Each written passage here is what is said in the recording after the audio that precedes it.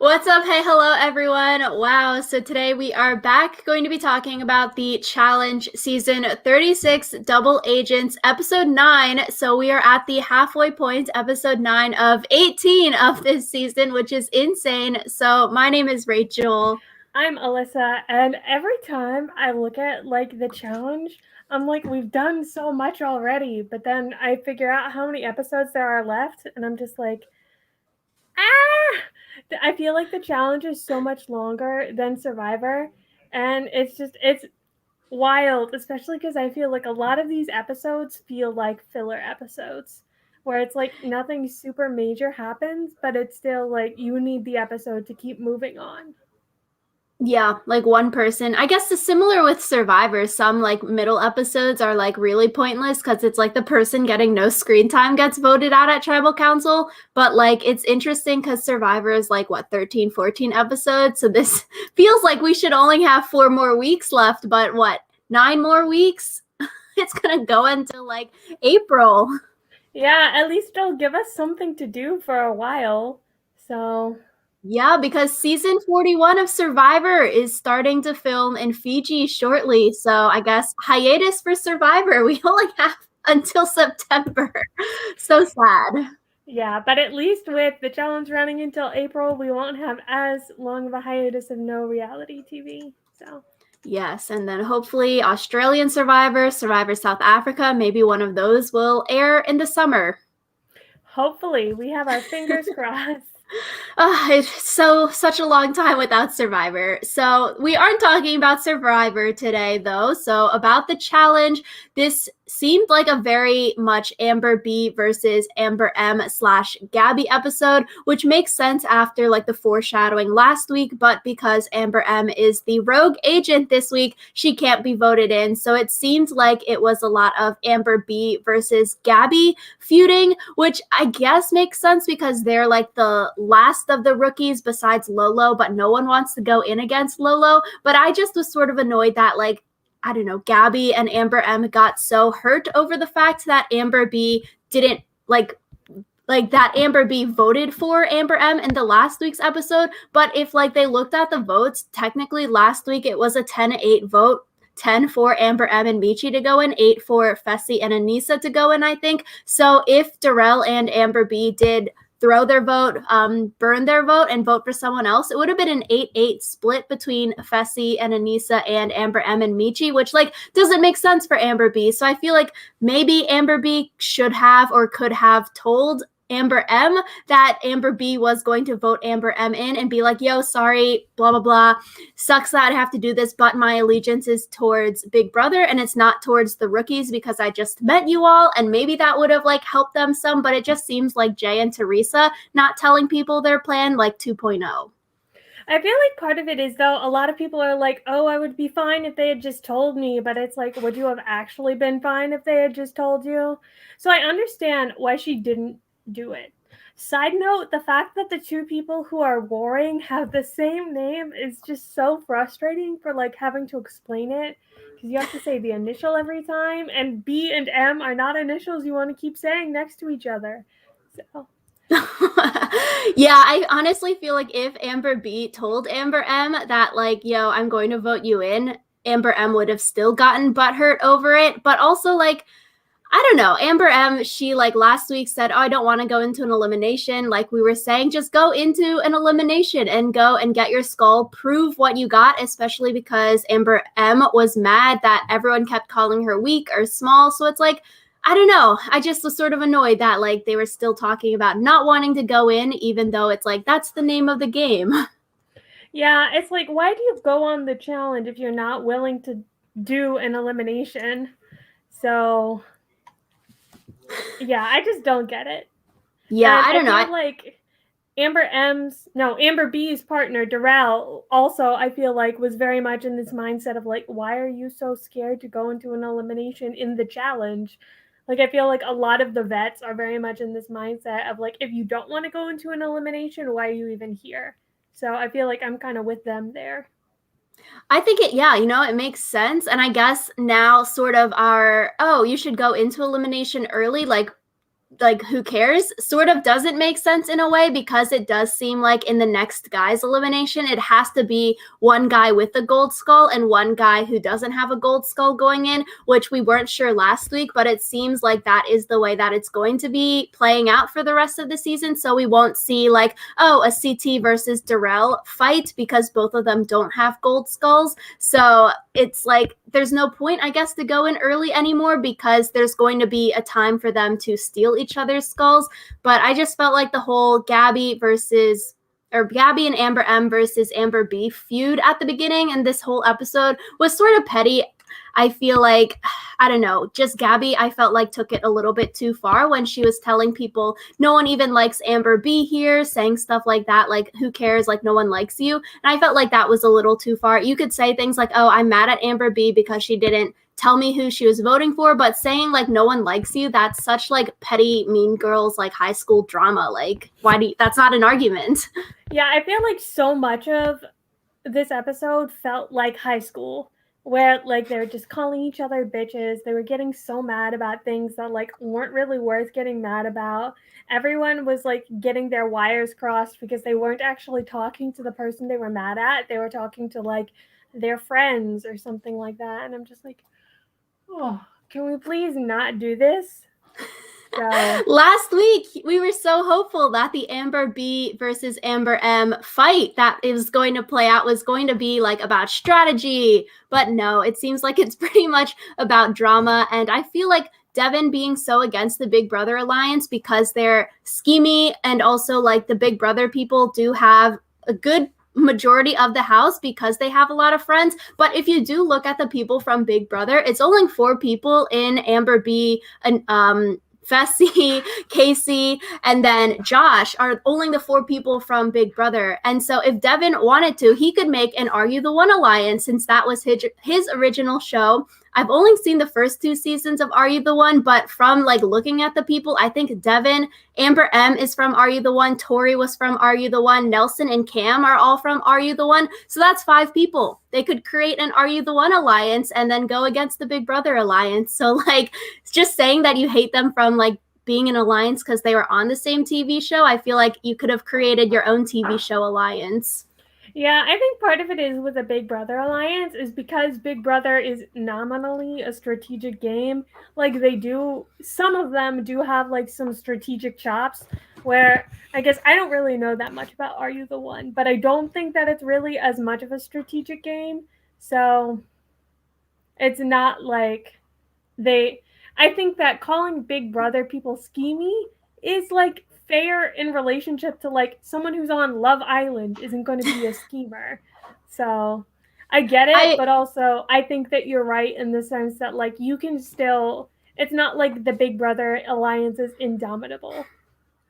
Yeah, I agree 100%. Like you're saying, like Big Brother is more strategy. If they got a lot of Survivor rookies to come on the season next time, and then you have like Jay and Natalie plus a bunch of Survivor people, then you would have a Survivor alliance. And I feel like that would rival the Big Brother alliance in terms of like strategic chops, because like Big Brother, Survivor also has a lot of strategy, which it feels like, I don't know, the challenge people, at least maybe in the edit, we aren't seeing a lot of it. Like we've only really seen like Cam do a lot of strategizing, but everyone else we haven't seen much.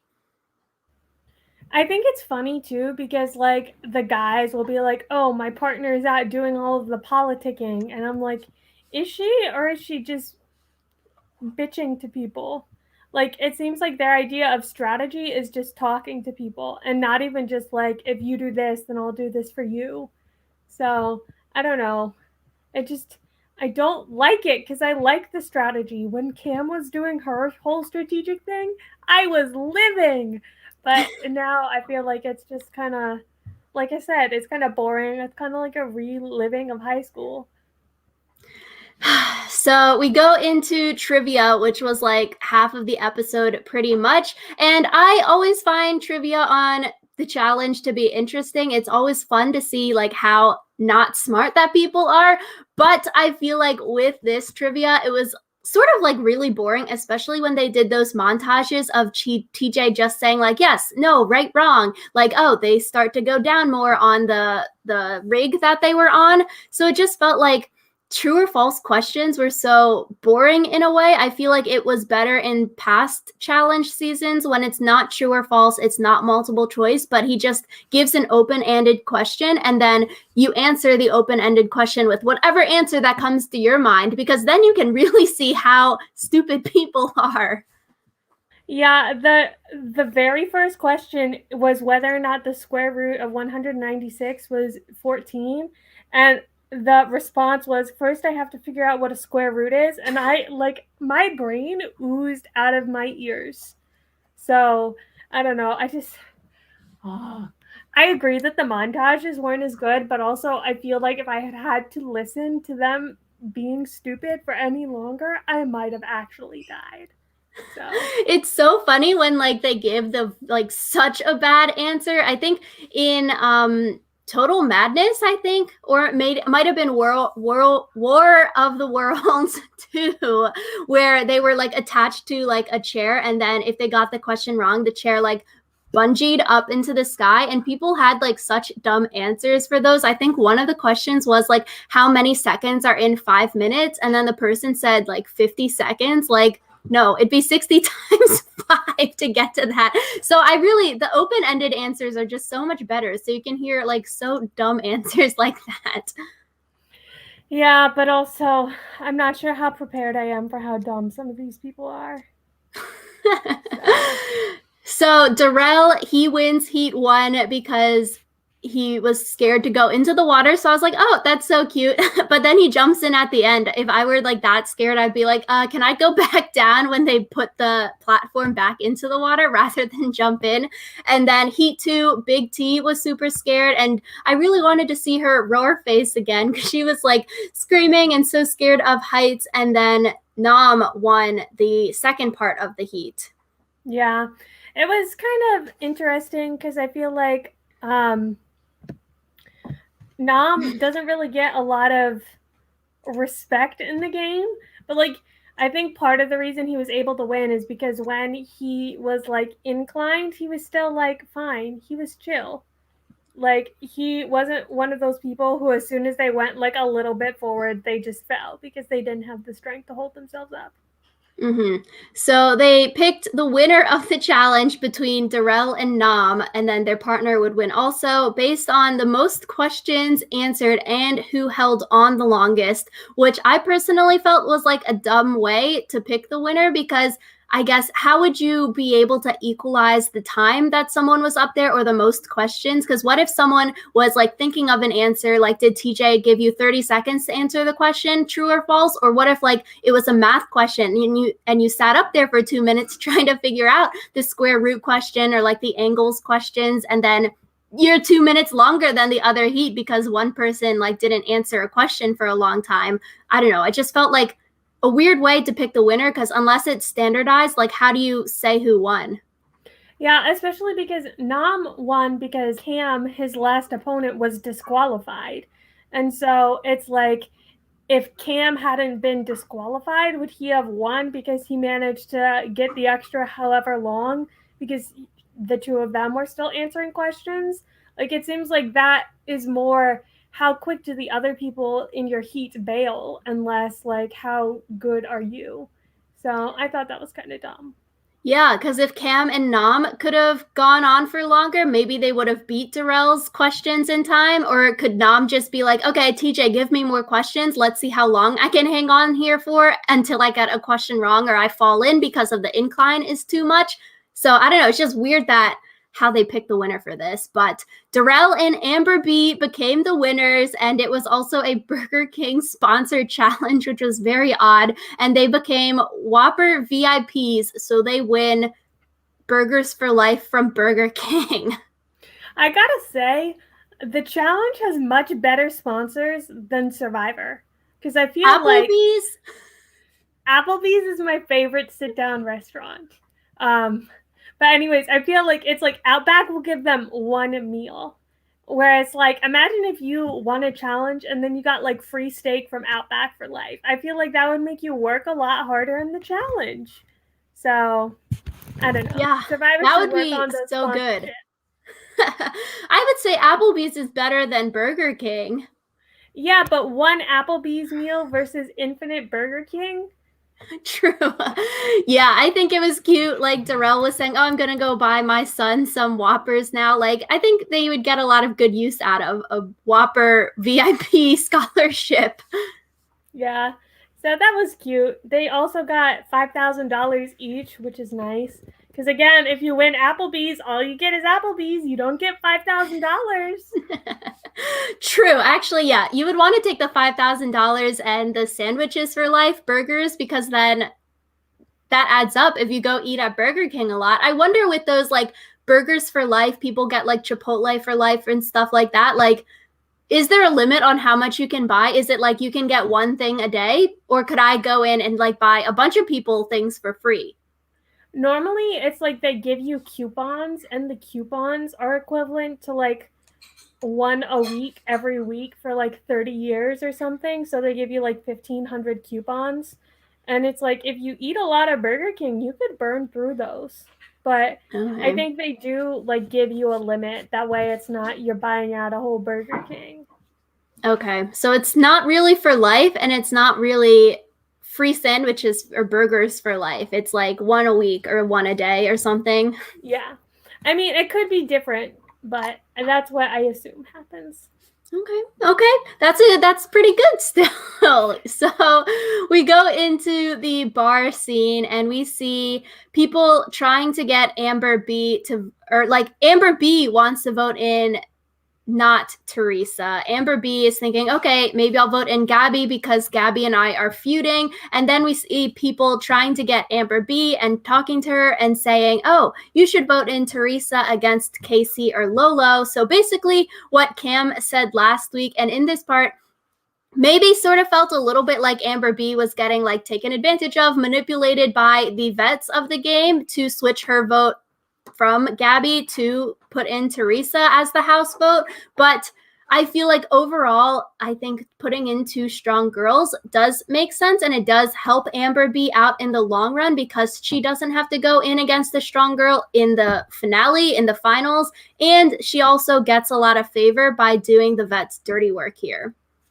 Yeah, I feel like it's interesting because the girls and the guys are at like kind of different stages in what their strategy for elimination needs to be. So I do think it was a good idea for Amber B to put in Casey because again now like the Big Brother Alliance is going to be even more loyal to her. She has an excuse in being like, sorry, I had to put in Casey. Casey was in my alliance so that like someone else won't be pissed off at her for not putting them in against Teresa. Though I guess not a lot of people I feel like wanted to go against Teresa. She's known as like a competitor, I guess, which is strange because I didn't really like see that from her, but you know, and it just seemed like a very good move for her, even if people were kind of like, don't you want to go in and get your skull? Like, I don't think Amber B could have won against Teresa in this match. Yeah, I agree. And I think like people were sort of mad at Amber B because they were like, oh, Amber B, why don't you want Gabby to be the house vote? And then you can go in against Gabby and get your skull as like an easier gold skull day kind of thing. And I think not putting Gabby in, similar to getting favor with the vets in the Big Brother Alliance, also maybe get some favor with Gabby if Gabby is like, oh, even though I dislike you now, Amber B, because you didn't put me in, like it shows a little bit of good faith, but it does seem like Gabby still really dislikes Amber B, so maybe it would have been smart to put in Gabby because Gabby seems like she holds a grudge and will want to vote in Amber B and like get Amber B out in the future. Yeah, I think it's so strange because I don't really understand the reasoning behind this grudge because it's not even like Gabby was the person who was wronged here. So, That's why it makes zero sense Gabby being a mean girl, as Amber B said, and saying no one likes you, Amber B. I was like very turned off by that, like we were talking about. So yeah, I think putting in two strong girls with Casey and Teresa really makes sense. You're helping out Big Brother, and because this is actually the third women's elimination skull, like so the third women's skull versus all five men's skulls are taken. So if you think, okay, you have 9 skulls or you have 9 episodes left this season, I'm sure when you go on a TV show, you probably have to sign some kind of contract where you're like, okay, I'm going to be in Iceland for whatever, 90 days, however many days they're there. And so they could probably tell, like, okay, we're at some sort of halfway point throughout the season right now. So for me, Amber B, I know there are 2 more girl skulls up for grabs because only 3 girl skulls are taken right now. And last week, TJ said to everyone, okay, after all 5 men have skulls, there's going to be a period for you to steal skulls. So I feel like if you're in the challenge right now, you're probably thinking, okay, there's maybe not going to be a purge or some kind of trick because TJ said there's going to be more time for the men to take skulls. We aren't just purging all of these skullless men right now. So I feel like if you are thinking like that, it sort of makes Amber B not going in this week more fine because she has 2 more times at least to go into the crater because there are 2 more women's skulls up for grabs, plus maybe 1 or 2 or 3 weeks of stealing skulls. So she has 4 or 5 chances to go in. Yeah, I guess the question is, if you're Amber B, who in the house do you think you can beat? Because no offense to Amber B, but I do feel like she is one of the weaker women in the house. And so it's like she needs to be in a position where she can make sure she's going against someone she can beat. And I feel like, to me, the only people I think Amber B could definitely beat would be Amber M and Gabby. And so it's like you should have maybe petitioned a little bit harder to get Gabby in so that you could have someone in the pit who you could win against. Yeah, I think Amber B can probably beat Gabby, Amber M, maybe Nani, and those are 3 of the people out of, and probably Big T also. Those, all the women who don't have skulls are Amber B, Amber M, Gabby, Nani, Lolo, and Big T. I think Amber B probably only loses to Lolo out of that group. So if you're thinking, okay, there's 6 women left, since a lot of the women like got DQ'd, eliminated, or left for injuries and stuff like that, like it sort of makes sense maybe because Amber B probably only loses to Lolo out of that group, that like why go in now when you have next week or the week after to go in, and then maybe you can go in. You're going to have to go in against one of those other girls. Unless she gets put in against Lolo, then she probably loses. Anyone probably loses against Lolo. I think part of it is, though, you want to be able to control when you go in, and Amber B doesn't necessarily have the guarantee, I guess, that she'll be able to control when she goes in. Because it's like when you have people like Devin and Gabby gunning for you, it's like they could be the next double agents and put you in against Lolo because they don't like you and they want you to end up losing. So I guess it's one of those things where you do have to consider, how often do you think you're going to be in control? How often do you think your alliance is going to be in control? Especially because Lolo thinks that she's next in line to get a skull from like the Big Brother alliance as like a freebie, as a gimme, I guess. And so it's like if Lolo is ahead of Amber B in line to get a skull, that means that maybe, like, you know, so it is risky, I think, because Amber B and Darrell don't know if they're going to win another daily elimination. So I guess not putting in Gabby as the house vote this week so then you can then vote yourself into the elimination is a risky move. Yeah, I agree, because like you're saying, you could get stuck in against Lolo if you're not a double agent again, but maybe they win double agent status again and then like all of this is for nothing. But I guess it is risky thinking about like how many votes there are, how many people are left, how many skulls are left, and thinking, okay, me as Amber B, do I want to risk it this week and get like 2 of the stronger women into the crater versus do I want to put myself into the crater and like have these strong females still around? Because then Teresa and Casey wouldn't have gone in, and then Amber B versus Gabby.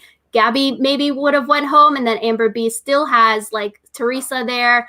She's friends with Casey, so I guess it's better that Casey won the crater challenge, but yeah, risky, I think. Risky, but I guess we'll have to see next week if that risk pays off.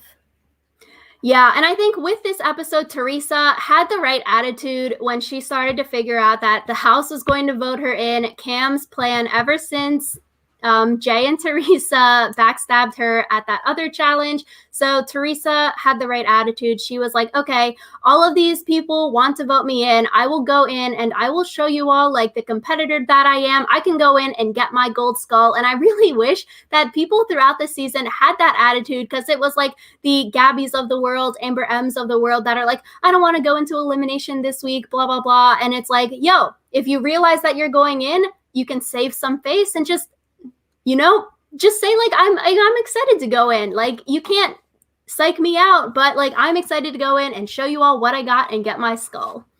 Yeah, it kind of sucked that she ended up not getting her skull despite having like a good attitude, but it is what it is, I guess.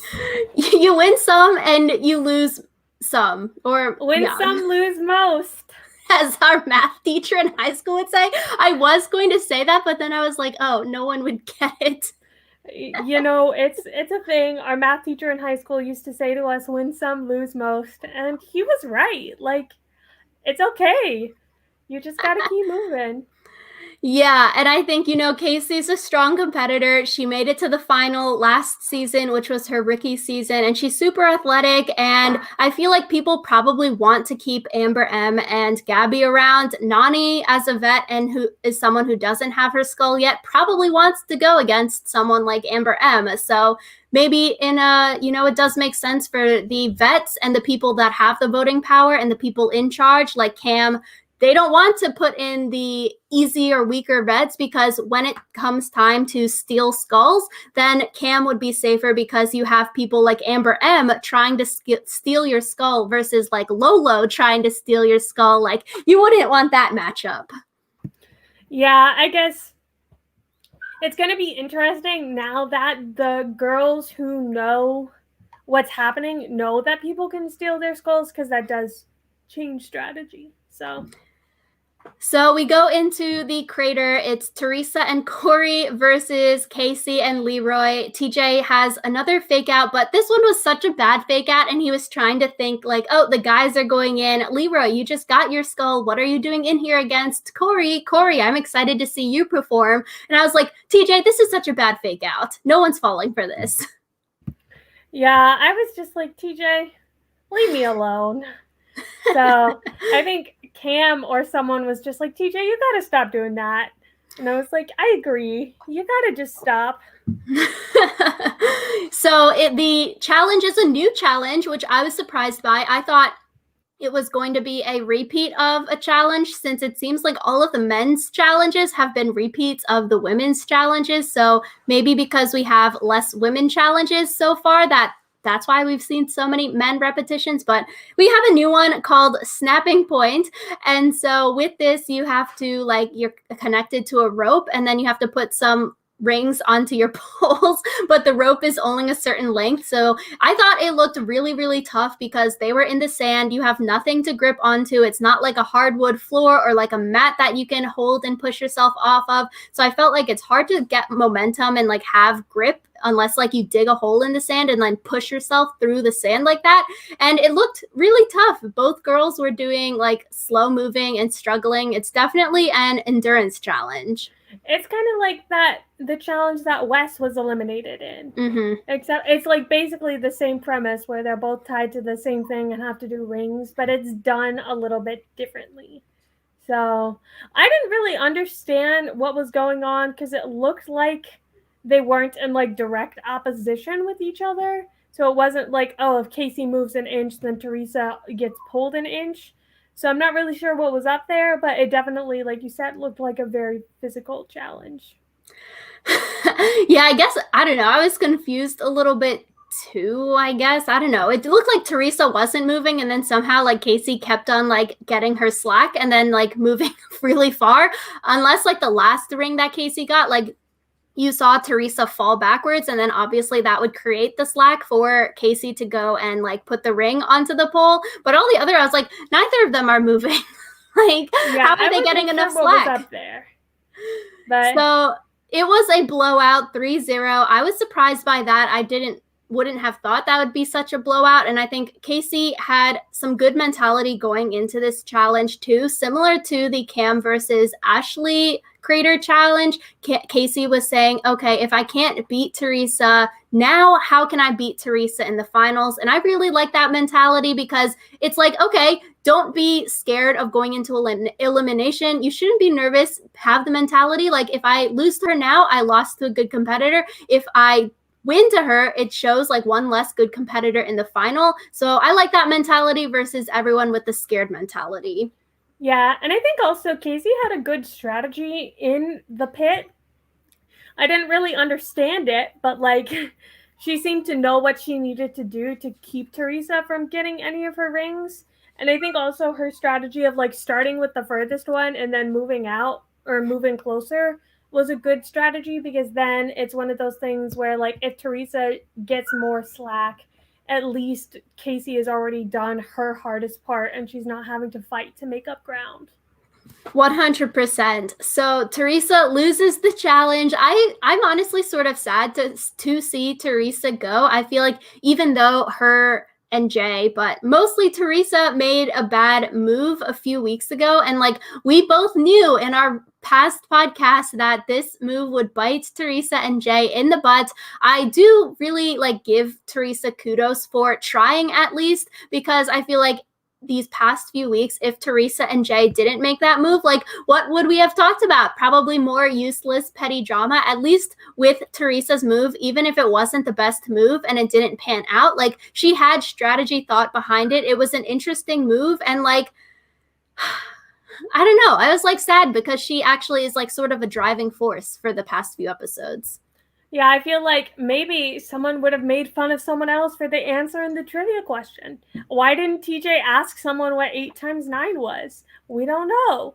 So, yeah, I do think it was kind of cool that she got to be kind of at the center of the arc that eventually led her to like get out.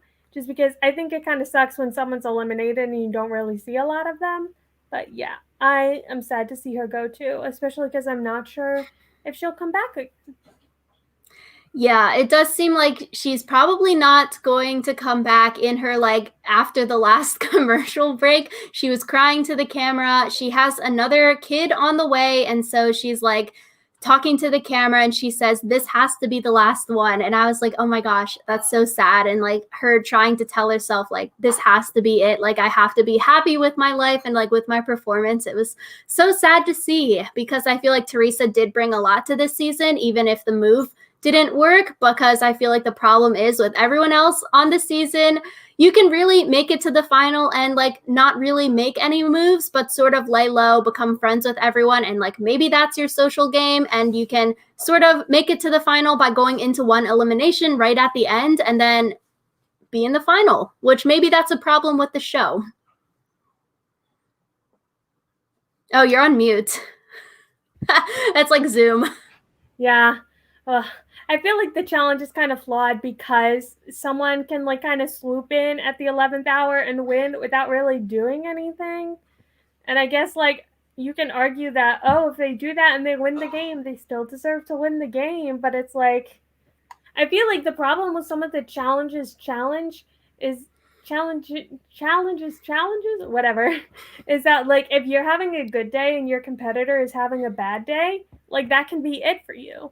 So yeah. Yeah, I guess you could argue that like maybe Teresa and Jay, the time they won their double agent status, they should have just laid low, maybe like threw themselves into elimination, followed what the house wanted to do, and like throw in the people that the house didn't like, and you know, go with the flow, because it seems like a lot of people are just doing that. And it's like Cam and Leroy and like the Big Brother people, they are dictating who the house likes and who the house doesn't like. So it's like those people are the people making moves, and then it's like the opposition with like Teresa, who if you make a move against the people in power, then it's like, oh, you're gonna get voted out. So then if you play the middle, like CT, Nani, who both don't have skulls yet, but like play the middle, they go a lot further than people like Wes and Ashley, who were sent in the first 2 weeks because they're challenge champs, and like they didn't want to, I guess they wanted to go with the status quo at the beginning, but like if you go against the house, then like you're getting thrown in. But also, as a rookie, I feel like you need to kind of challenge the status quo because that's the only thing that's going to get you remembered enough to be brought back. And I guess if you're seeing the challenge as like a career and something that you go on multiple times rather than like I must win my first challenge, I feel like that might be where you get people who oppose the like vet crew because that's kind of what they have to do in order to be able to come back to the challenge and make a career out of being on the challenge. So I feel like the problem, I guess, is where people are scared to go in eliminations because I guess the secret way to go to a final is like lay low, be strong, win a crater challenge, get to the final, and or protect your skull if you have your skull already. But I feel like with the introduction of the skulls, it was supposed to be a way to get people to go into eliminations and to prevent people from being scared. Because I feel like if you aren't that good of a competitor, the way that you keep getting brought back to the TV show is by getting further, so you get more screen time. Maybe you get in some fights, so you get invited to those like themed seasons of rival exes, stuff like that. So it's like, I don't know. There's something wrong with like, okay, I can do nothing and just like be good TV, and then I'm not really a good challenger, but I keep getting brought back because like I make it far and I add drama, which I guess you can say like adding drama is needed for a TV show, but I feel like there's something wrong in that like, oh, I don't want to go into elimination today. I'm going to cause more drama and then I'm going to get invited back, even though like I don't really do anything in the challenges. yeah, because I feel like if you just get like however many like good players who are actually good at challenges, drama will naturally arise anyway because it's like there's still tension from the fact that you're all in this house together and you're all competing for the same prize. So yeah, I wish that they didn't have as many people like say Devin who are there only to exist as like antagonists. Yeah, so I guess maybe it's a TV show recipe and casting, but I agree. I think if you filled the house with like people like Casey, Leroy, Cam, Fessy, those strong people that people are scared to go in against, and you have like 30 people of like CTs and Darrells also, like I feel like that'd be interesting because they've got strategy and they've got the chops to fight each other in challenges. Has the challenge done like a champs season? Because if they haven't, that would be pretty lit.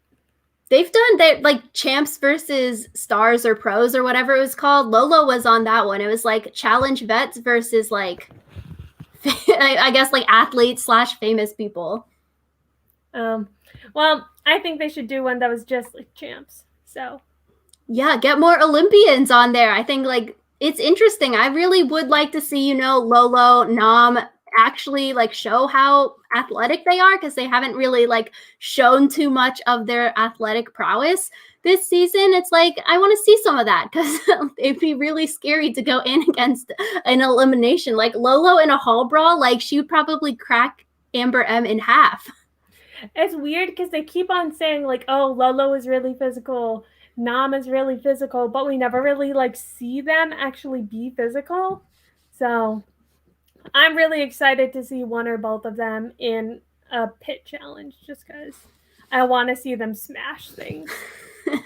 I agree. So Casey wins. She stays with Leroy. I wonder if Fessy was pissed off if he was expecting Casey to pick Fessy because Fessy wanted to go with Casey and they were partners until Anissa took Fessy again. So I like would have wished we saw a shot of Fessy's face, like pissed off that Casey didn't pick him. But I think it's smart for Casey to stay with Leroy. They've won daily challenges, so they know now they're both a gold skull pair and they're a strong pair. They could probably win more dailies together. So makes sense. Corey is now with Amber M, which basically means Amber M is doomed. She's going to go home very shortly. Corey's been a Black Widow, man. Yeah, just Teresa's gone now that she was partnered with Corey. Amber M is gonna be gone. Corey just gotta stop. Yeah, which is funny because like I feel like when he got partnered with Teresa, he was like, "Okay, I have to hang on to this one so that people don't think I'm a Black Widow," and then he was like, "I can't wait for Teresa to lose. She's toxic, Teresa." So So yeah, next week we go into the 10th episode. After this episode aired, there was a mid-season trailer for the rest of the season. For y'all watching, if you've seen Angel Cake on YouTube, you should definitely check their channel out. But they basically did a whole preview breakdown shot by shot of like sort of like Bachelor Fan Take does on YouTube, where he goes into the Bachelor previews and he sort of sleuths out, okay, who makes it to the top 4 in the Bachelor season because of like the outfits that they're wearing and like the camera angles. So like Angel Cake did that as well. And so basically in this preview for the rest of the season, we see Kyle in a helmet. So he's probably in the crater again in something physical like a hall brawl. Nani is in the crater. We see a shot of that. Big T we see in the crater. Darrell we see in the crater. And Big T and CT we see standing in the double agents podium. So they at least win a daily challenge. So maybe CT or Big T throw themselves into an elimination. And we see Amber B in a hall brawl. So it is good to know, the big dogs like CT and Darrell, they aren't going to get like shut out of going into the crater because that was strategy. Like, oh, let's keep these big guys out so they don't get a skull, so they get purged at the end. But it does seem like all the guys who are skullless will mostly or all will get a chance in the crater. Yeah, and I think, like you said, it is good that they won't be shut out, but I do wonder how much of it is like, we win the double agents, so I put myself in no matter what it is, just because this might be my only chance. So I'm personally really excited. I'm going to have to watch that video that you talked about on YouTube because I want to see what's coming up. I thought the mid-season reel was interesting. I feel like it's definitely misleading. So Probably. we'll see what happens. I'm excited for the future. I'm just excited for people to start switching partners because I feel like the partnerships that we have now can't last forever, especially with the skull switching and like the skull stealing phase that is going to happen soon. I'm honestly like, let's just skip the next 7 episodes and let's see like the penultimate episode and the finale and I'll be good. Like all of the rest is sort of fluff. I just want like who's making it to the finals and let's see the final. Yeah, I feel like they could definitely tighten up the middle of the season because I feel like these episodes in the middle get very formulaic.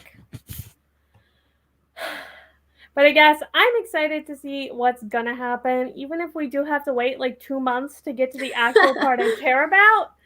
So, yeah, let us know in the comments down below. What do you think? Are you Team Amber M or Team Amber B? Are you Team Gabby?